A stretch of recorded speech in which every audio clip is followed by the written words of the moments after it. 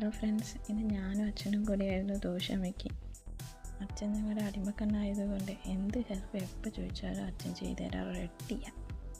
അങ്ങനെ ഞങ്ങൾ തട്ടുകട സ്റ്റൈലിലൊക്കെ ചൂടാന്ന് പ്ലാൻ ചെയ്ത് കുറച്ച് വെള്ളം ദോശക്കല്ലിലേക്ക് കൂടെ ഞെട്ടപ്പോഴേക്കും ആ വെള്ളത്തുള്ളിയൊക്കെ എന്തൊരു അഹങ്കാരമാണെന്ന് നോക്കും.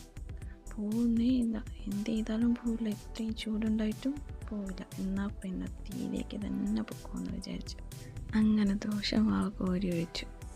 പക്ഷേ ആ വെള്ളത്തുള്ളികളുമായി തുള്ളിക്കളിച്ചുകൊണ്ടിരുന്നുകൊണ്ടാണെന്ന് തോന്നുന്നു ദോശക്കല്ല് നല്ല ചൂടായിപ്പോയി. ഇതിൽ നിന്ന് എന്ത് പാഠം പഠിച്ചു? ഇത്രയും ചൂടായി കിടക്കുന്ന കല്ലിൽ ദോശമാവ് വെച്ചാൽ നമുക്ക് അമീബയും ആഫ്രിക്കയും അന്റാർട്ടിക്കയും ഒക്കെ ഉണ്ടാക്കിയെടുക്കാം. അമ്മ കാണാതിരുന്നത് ഭാഗ്യം. അങ്ങനെ രണ്ടാമത്തെ ദോശയെങ്കിൽ ശരിയാവണേ ദൈവമേ എന്ന് പ്രാർത്ഥിച്ചുകൊണ്ട് മാവ് കോരി വെച്ചു. അതാ എന്നിൽ ഉറങ്ങിക്കിടന്ന ചിത്രകാരി ഉണർന്നു. ദോശയുടെ ആകാരഭംഗി പൂർണ്ണചന്ദ്രനെ പോലെ തിളങ്ങി. സക്സസ്!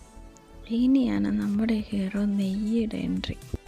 ഒരു സ്പൂൺ ഇട്ടപ്പോഴേക്കും പൂർണ്ണചന്ദ്രനെ പോലെ ഇരിക്കുന്ന എൻ്റെ ദോശയ്ക്ക് ചുറ്റും അത് പ്രദക്ഷിണം വയ്ക്കാൻ തുടങ്ങി.